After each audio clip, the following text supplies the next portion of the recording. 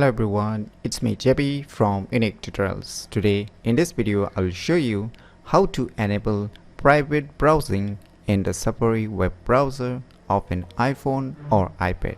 So without further more delay, let's begin. So right now you can see my iPhone home screen. So if you're using an iPad also, the tricks will remain the same. So firstly, what you need to do is just open the Safari web browser. So you can see below there are some icons, but sadly there is no any settings option here to directly enable private browsing. So first let us check if the private browsing option is available inside the Safari web browser settings or not. So let us go to the settings application and just search for Safari browser. So you can see, just tap on it.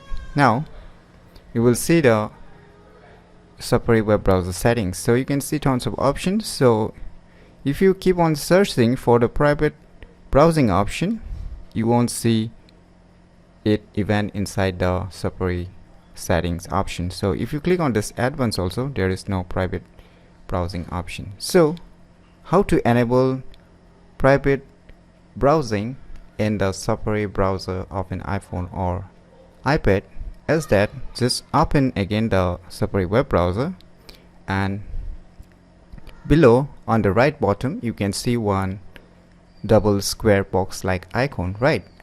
So just tap on it. So now below you can see here it's showing one tab, right? So right now I have opened one tab, so it's showing one tab. So you can see just near to one tab you can see a down arrow like icon, right? Just tap on it. Now you can see just below to one tab you can see a private option. So just tap on this private option.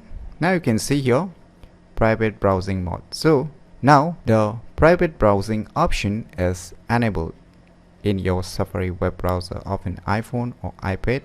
Now you can click on done on the right bottom, and now you can see the address bar has turned into a black in color. That means your private browsing mode is activated. Now you can start using your Safari web browser in the private browsing mode.